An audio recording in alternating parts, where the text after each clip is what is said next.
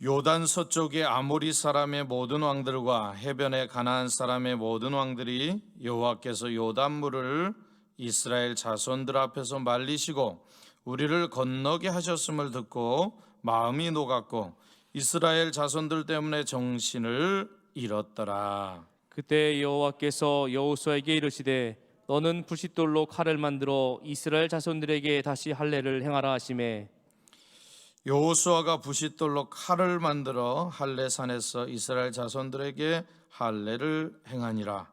여호수아가 할례를 시행한 까닭은 이것이니 애굽에서 나온 모든 백성 중 남자 곧 모든 군사는 애굽에서 나온 후 광야길에서 죽었는데 그 나온 백성은 다 할례를 받았으나 다만 애굽에서 나온 후 광야길에서 난 자는 할례를 받지 못하였음이라.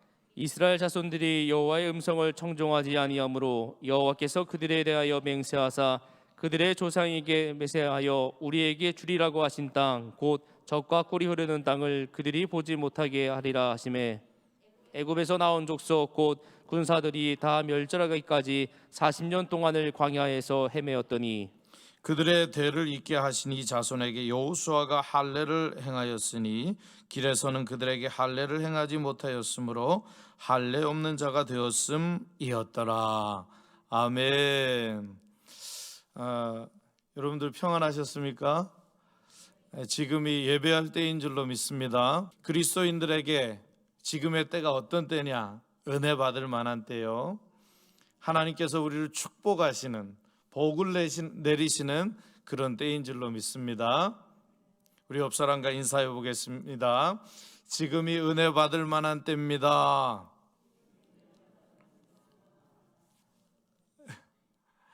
예, 지금이 은혜 받을 만한 때입니다. 오늘 말씀 제목이 그때에 이런 말씀입니다. 그때에. 지금 이스라엘 백성들은 요단을 건너왔습니다. 너무 기뻤어요. 즐거웠어요. 그러니까 하나님을 찬송하고 야, 이게 꿈이야 생시야? 이런 마음을 가지고 있다는 거예요. 그런데 오늘 말씀에 보니까 꼭 그때 바로 그렇게 승리하고 기뻐하고 즐거워하고 이제 가나안 땅 하나님이 주셨겠다, 좀 흥분된 상태에 꼭 그때 하나님께서 어려운 일들을 우리들에게 시키는 거예요.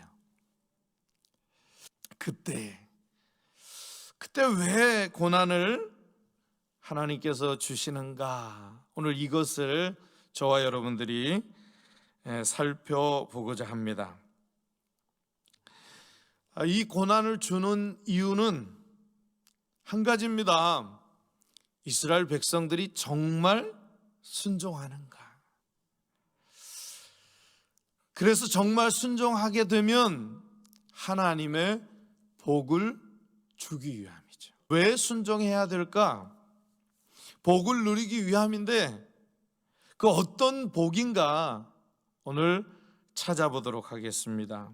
첫 번째, 하나님이 대적들의 마음을 높게 하셨습니다.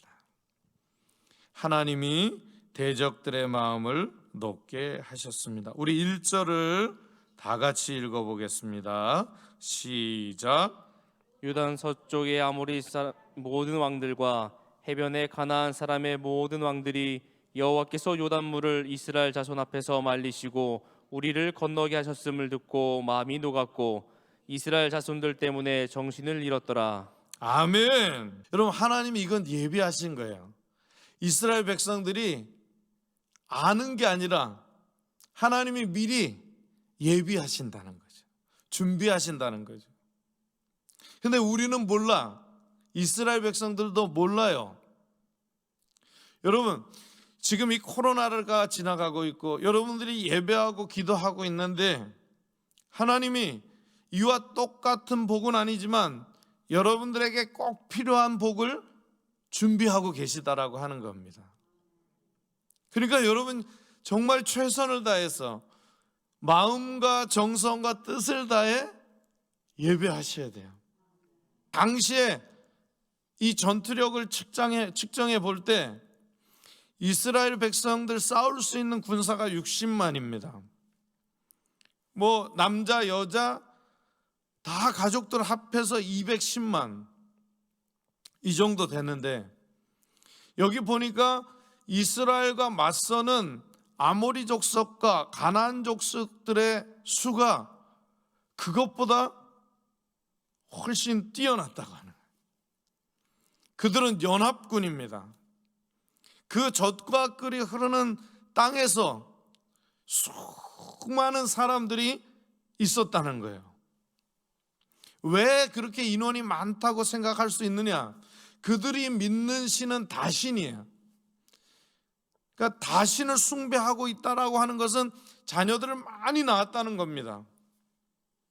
자기 자녀뿐만 아니라 음탕하기 때문에 다른 자기 아내와 말고 자기 남편과 말고 많은 사람들이 이제 교합을 해서 많은 자녀들을 낳았다는 거예요. 그러니까 가나안 땅과 아모리 족속들이 다 나와가지고 그들을 대적하기 위해서 나타났다. 여러분, 그러니까 이스라엘의 전투력이 뛰어납니까? 가나안의 전투력이 뛰어납니까? 가나안의 전투력이 뛰어나다는 거예요. 그렇다고 이스라엘 전투력이 아예 없다 이게 아닙니다. 비교하자면, 두 번째로 인원은 그렇다 치고 지형, 이스라엘 백성들은 지형을 정탐을 했을 뿐이지 그 지형에 대해서 세밀하게 알 수 있는 그런 능력은 없어요. 그 가나안에 살았고 거기서 전투를 했던 이 가나안 족속들과 아모리 족속들이 훨씬 그 지형에 익숙했다. 그러니까 비교하자면 가나안의 전력이 우세한 겁니다. 세 번째로, 가나안 사람들은 철기를 사용했어요. 철은 청동을 이기죠. 가나안에 도착한 이스라엘 백성들은 뭘 사용하고 있으냐? 오늘 뭐 돌칼 뭐 이렇게 얘기하는데 청동을 사용하고 있었어요. 그러니까 청동으로 철을 아무리 내리쳐도 철은 무너지지 않습니다. 오히려 철로 청동을 때리면 청동이 부서집니다. 그러면 완벽하게 가나안과 이스라엘의 전력을 비교하면 가나안이 우세하다는 거예요. 그러면 고개가 한풀 딱 꺾인다는 겁니다. 확실히 가나안이 우세하다는 결론이죠. 그런데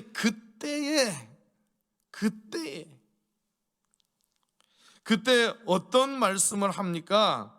하나님께서 이스라엘에게, 여호수아에게 명령하는 겁니다. 꼭 그때. 여러분, 세번역 성경에 읽어보니까 이렇게 되어 있습니다. 1절의 말씀은 간담이 서늘했고 용기를 잃었다. 하나님이 요단물을 말리시고 요단을 건너가게 하신 것을 듣고 그들의 마음이 녹았고 정신을 잃었다. 이 표현을 세번역에서는 간담이 서늘했고 용기를 잃었다 이렇게 이야기하고 있습니다. 우리가 이성적으로 합리적으로 생각할 때는 이제 가나안에 죽었습니다. 큰일 났습니다. 전력이 너무 막강합니다. 우리가 도저히 이길 수가 없습니다. 그런데 하나님은 어떻게 이야기하고 있느냐? 저들의 마음을 녹여버렸다 이렇게 이야기하고 있습니다. 여러분, 녹다라는 히브리어 단어는 마사스라고 하는데, 이 마사스는 큰 두려움과 공포 속에 절망하는 것을 의미합니다. 그러니까 가나안은 자기들의 힘, 인간의 힘을 가지고 이스라엘을 공포스럽게 하려고 했어요. 그런데 하나님이 그 가나안을 공포스럽게 했다는 거예요. 여러분 이해 가시죠? 어떻게 공포스럽게 하셨느냐? 이스라엘 백성들이 그 요단을 말리운 상태에서 건너가게 했다는 거예요. 이스라엘 사람들이 직접 그 요단을 말린 게 아니라 하나님이 그거를 마르게 하고 그 마른 땅을 건너가게 했다는 거예요. 그래서 그것을 가나안 사람들이 듣게 했어요. 그러니까 가나안 사람들이, 아모리 사람들이 큰 두려움과 공포에 휩싸였을 수밖에 없다는 뜻이죠. 여러분, 오늘 또 여기에 보니까 정신을 잃었다 이런 표현을 하고 있습니다. 이 히브리어는 오데라고 하는데 이것은 바퀴처럼 계속해서 돌고 도는 상태를 의미해요. 그러니까 한 군 자리에서 계속 돌고 돌으면 어때요? 이 정신이 나가는 거예요. 그러니까 이렇게도 못하고 저렇게도 못하는 거예요. 다시 말하면 목적과 방향을 잃어버렸다는 거예요. 가나안군은 지금 이스라엘과 맞서 전쟁해야 돼요. 그렇지 않으면 자기들의 터전을 다 뺏겨요. 자기들의 터전을 뺏긴다라고 하는 건 자기들의 자녀도, 아내도, 농토도 모든 것을 빼앗긴다는 거예요. 이것은 죽음을 의미합니다. 그런데 오늘 하나님께서 그 사람들의 정신을 잃게 한 거예요. 사랑하는 여러분, 우리가 볼 때, 인간적으로 볼 때, 우리의 삶 가운데 우리는 도저히 그걸 뚫고 나갈 수 없다고 그렇게 생각하는데 우리 하나님은 그렇게 말씀하지 않는다는 겁니다. 여러분, 너무 힘이 되지 않습니까? 예수를 그리스도로 믿는 것 하나만으로, 하나님을 내 주님으로 믿었을 뿐인데 하나님이 우리가 두려워하는 사람들을 우리를 향하여 두려워하게 만든다는 거예요. 정신을 잃게 한다는 거예요. 그러니까 여러분들이 하나님 앞에 순종하기만 하면 하나님은 이미 세상 사람들의 마음을 녹여버린다는 거예요. 사랑하는 여러분, 하나님께 순종하실 수 있기를 바랍니다. 그러면 사람들의 마음이 다 녹는 복을 우리들에게 허락하신다는 거예요. 2절로부터 5절 말씀을 교독하겠습니다. 그때 여호와께서 여호수아에게 이르시되 너는 부싯돌로 칼을 만들어 이스라엘 자손들에게 다시 할례를 행하라 하시매 여호수아가 부싯돌로 칼을 만들어 할례산에서 이스라엘 자손들에게 할례를 행하니라. 여호수아가 할례를 시행한 까닭은 이것이니 애굽에서 나온 모든 백성 중 남자 곧 모든 군사는 애굽에서 나온 후 광야길에서 죽었는데 그 나온 백성은 다 할례를 받았으나 다만 애굽에서 나온 후 광야길에서 난 자는 할례를 받지 못하였음이라. 아멘. 여러분, 꼭 그때 할례를 행하라고 이야기하는 거예요. 이 할례산이라고 하는 건 길갈 그 자체를 의미하는 겁니다. 길갈이 조금 높은 상태에 있으니까. 여러분, 오늘날 이스라엘에 가봐도 거긴 돌 무더기로 다 돼 있습니다. 당시에도 돌산이죠. 그래서 거기에 기념비를 세웠습니다. 여러분, 할례라고 하는 것은 이스라엘 민족이면, 아들이면, 남자면 다 난 지 8일 만에 행하는 예식입니다. 생식기에 표피를 벗겨서 이스라엘 백성이다 이렇게 이야기하는 거예요. 이게 어디에 나타나면 창세기 17장 10절 말씀입니다. 왜 이렇게 행하라고 하나님께서 명령하셨냐면 이스라엘 백성들에게 언약을 주고 이 가나안 땅에 다 도착하게 하기 위해서 이 하나님의 명령을 내리신 거예요. 너는 하나님의 백성이다. 이방 사람들, 사람의 손에 의해 움직이는 백성이 아니라 하나님의 백성임을 알려주기 위해서 그렇게 하나님의 명령으로 된 것이에요.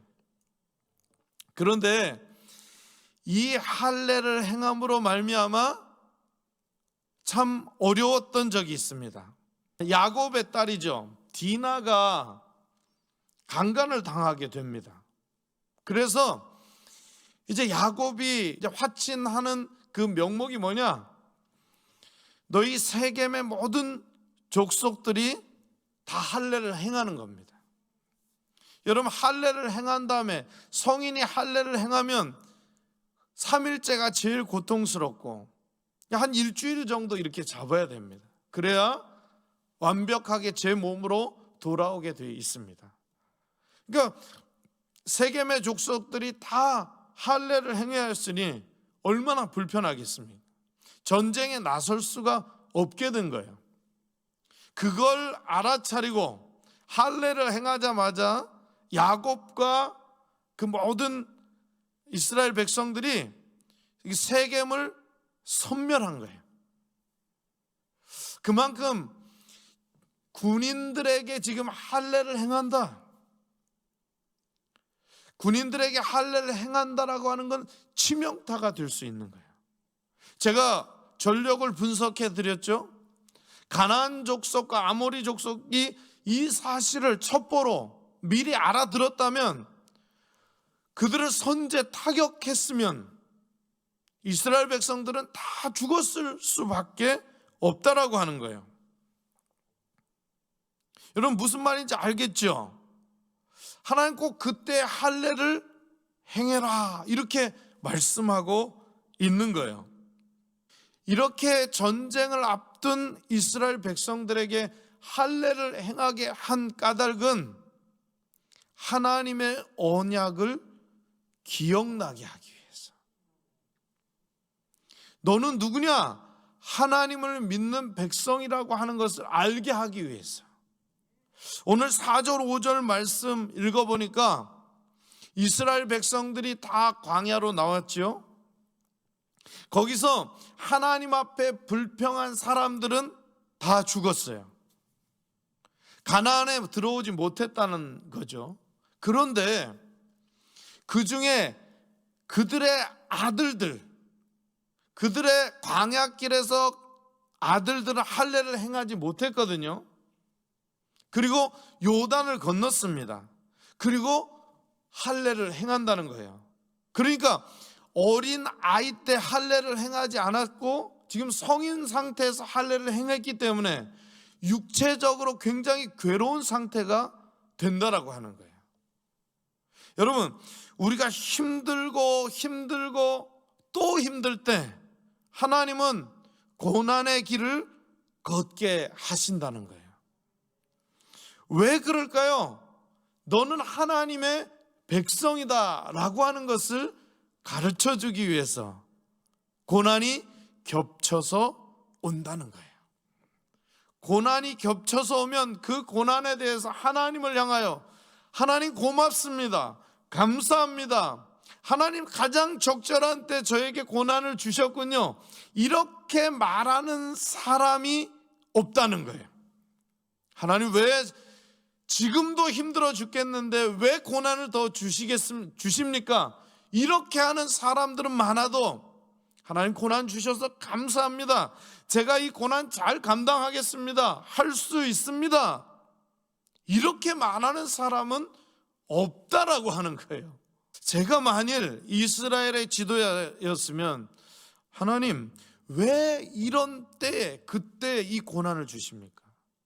지금 전쟁을 잘 준비해도 모자랄 판에 왜 할례를 행하라고 하십니까? 분명히 저는 이렇게 하나님 앞에 따져 물었을 겁니다.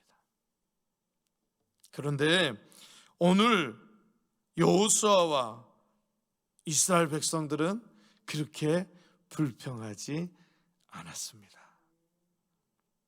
여호수아가 그대로 하나님이 명령하신 대로 명령을 전했고 이스라엘 백성들이 똑같이 할례를 다 행하게 되었더라. 사랑하는 여러분, 고난이 닥쳐오면 그 고난을 다 받아들이실 수 있기를 바랍니다. 나는 받아들일 수 없어도 하나님이 힘 주시고 능력 주시면 그 고난을 다 받아 누릴 수 있게 된다는 것이죠.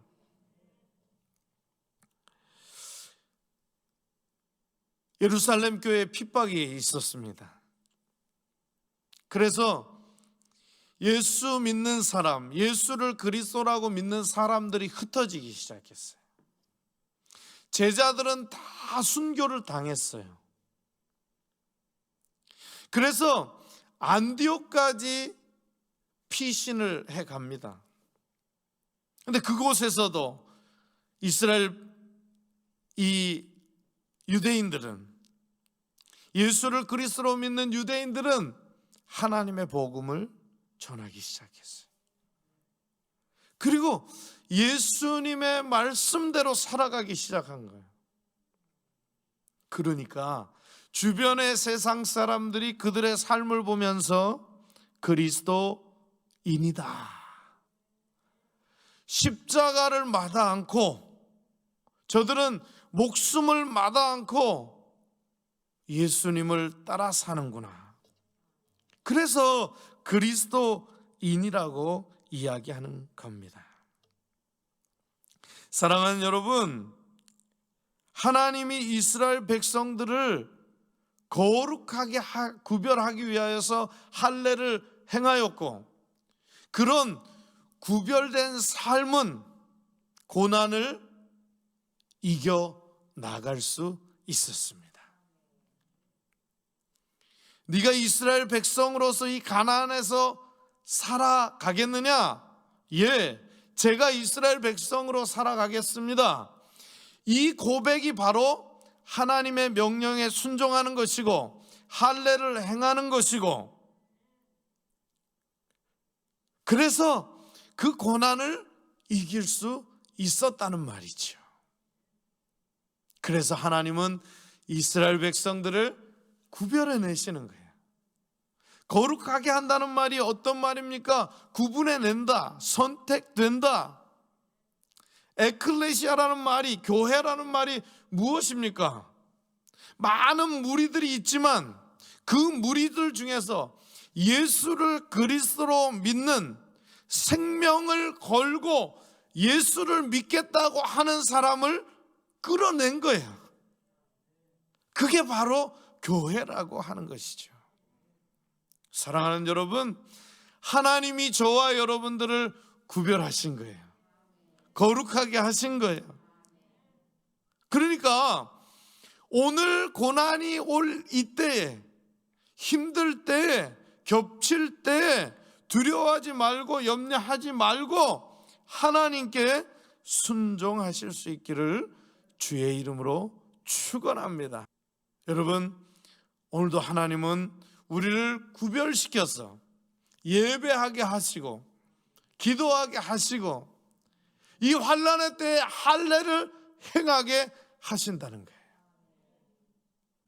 세 번째로, 하나님은 언약을 이루셨습니다. 우리 6절 7절 말씀을 교독하겠습니다. 이스라엘 자손들이 여호와의 음성을 청종하지 아니하므로 여호와께서 그들에게 대하여 맹세하사 그들의 조상들에게 맹세하여 우리에게 주리라고 하신 땅, 곧 젖과 꿀이 흐르는 땅을 그들이 보지 못하게 하리라 하시매, 애굽에서 나온 족속 곧 군사들이 다 멸절하기까지 40년 동안을 광야에서 헤매었더니 그들의 대를 잇게 하시니 자손에게 여호사가 할례를 행하였으니 길에서는 그들에게 할례를 행하지 못하였으므로 할례 없는 자가 되었음이었더라. 아멘.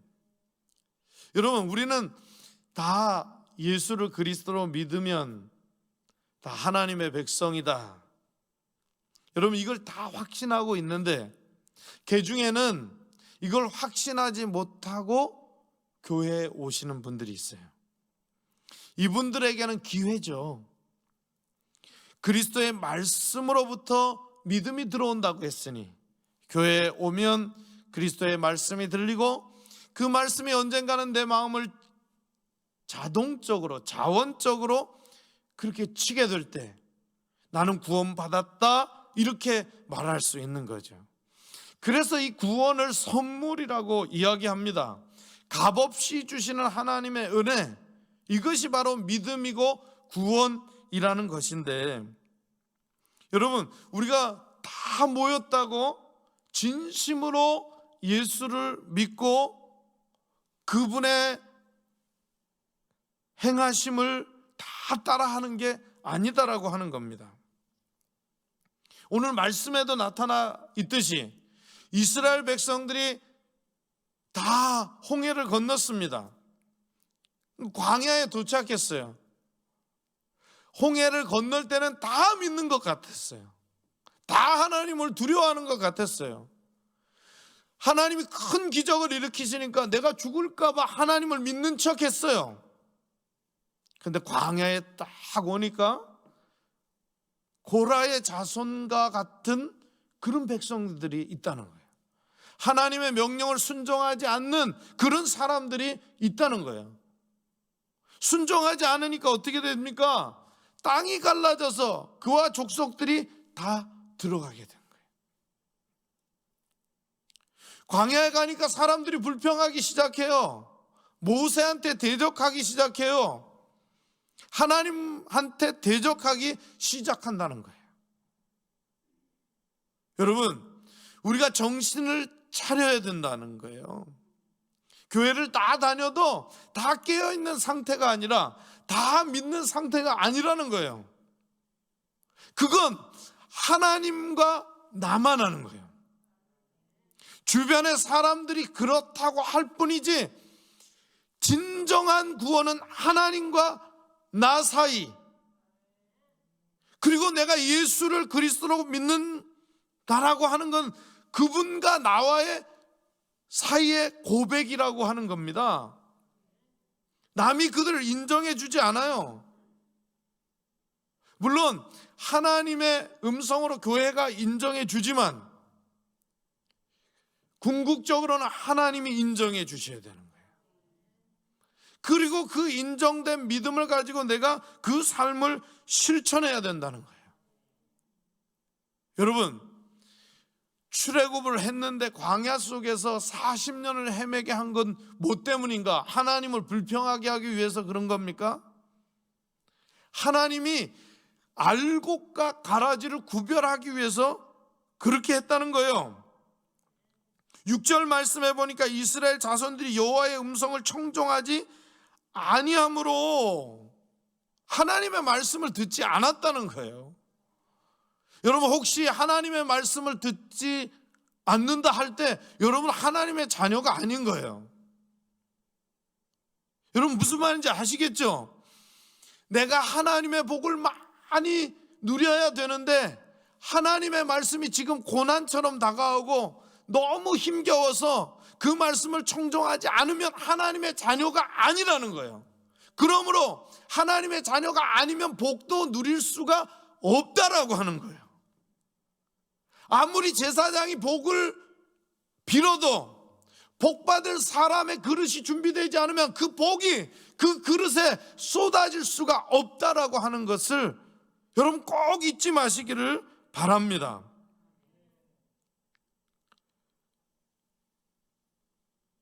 저는 이 말씀을 통하여서 그래도 하나님이 우리에게 기회를 주시는구나.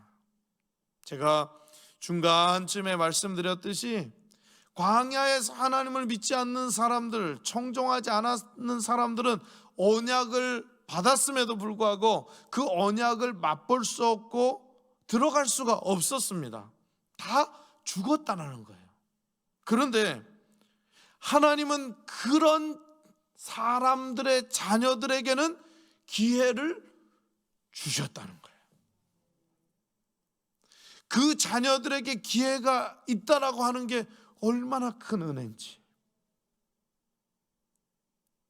우리 부모님은 예수를 믿지 않아도, 또 누군가는 예수를 믿지 않아도 나에게 예수님을 믿을 수 있는 기회를 하나님께서 주셨다라고 하는 거예요. 이것을 은혜라고 이야기합니다. 하나님이 오늘도 은혜를 베푸셔요. 예수를 믿지 않지만 저와 여러분들에게, 자녀들에게 예수를 믿을 기회를 주시는 거예요. 그리고 언약을 선포하시죠. 하나님의 명령을 선포하시죠. 그랬을 때 우리는 그 말씀을 믿기만 하고 그 말씀을 순종하기만 하면 우리에게 한량없는 복이 쏟아질 것이라고 하는 겁니다. 그분과 그의 자녀들에게 하나님이 기회를 주지 말아야 하는 것이 저는 옳다고 생각했습니다. 광야에서 내 말을 듣지 않았는데 그 자녀들한테 그 기회를 준다는 것은, 저 같았으면, 인간의 심정이면 그 자녀들까지도 끊어야 된다고 저는 생각을 합니다. 그런데 우리 하나님은 너무 좋으셔서 그 자녀들에게 다시 은혜를 베푸신다라고 하는 거예요. 여러분, 입장 바꿔서 생각해 보십시오. 여러분들한테 혹독하게 고통을 줬습니다. 그러면 그 사람을 볼 때 여러분들의 마음에 어떤 마음이 드십니까? 그 사람도 죽이고 그 자녀들도 죽어버려야 된다, 이런 생각 안 하시겠습니까? 여러분, 사람이라는 이런 마음을 다 갖는다는 거예요. 근데 우리 하나님은 그런 마음 갖지 않는, 은혜를 베풀어야지. 그래도 저들의 자녀는 돌아올 거야. 언약을 가르치고 복음을 선포하면 그 자녀는 돌아올 거야. 가나안 땅에 가서 그 아비들과 어머니는 그 복을 누리지 못했지만 우리의 자녀는 너무 큰 복을 누리게 될 거야. 이게 바로 하나님의 마음이라고 하는 겁니다. 사랑하는 여러분, 오늘 꼭 잊지 마시기를 바랍니다. 하나님은 언약을 이루시기 때문에 이 언약에 대해서 순종하기만 되면 우리는 너무 큰 복을 얻게 된다는 거예요. 여러분들이 하나님의 백성으로 지금 여기서 할례를 행하고 다시 한번 내가 하나님을 믿고 있는지 다시 한번 여러분들을 점검하고 회개하고 새롭게 하기만 하면, 거기에 순종하기만 하면 하나님이 저와 여러분들의 자손 만대에게 복을 주시겠다라고 하는 겁니다.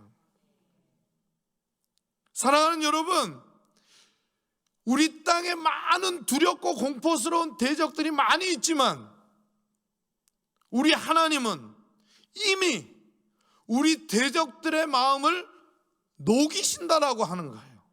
정신을 잃게 한다라고 하는 거예요. 그러니까 우리는 순종만 하면 승리한다라고요.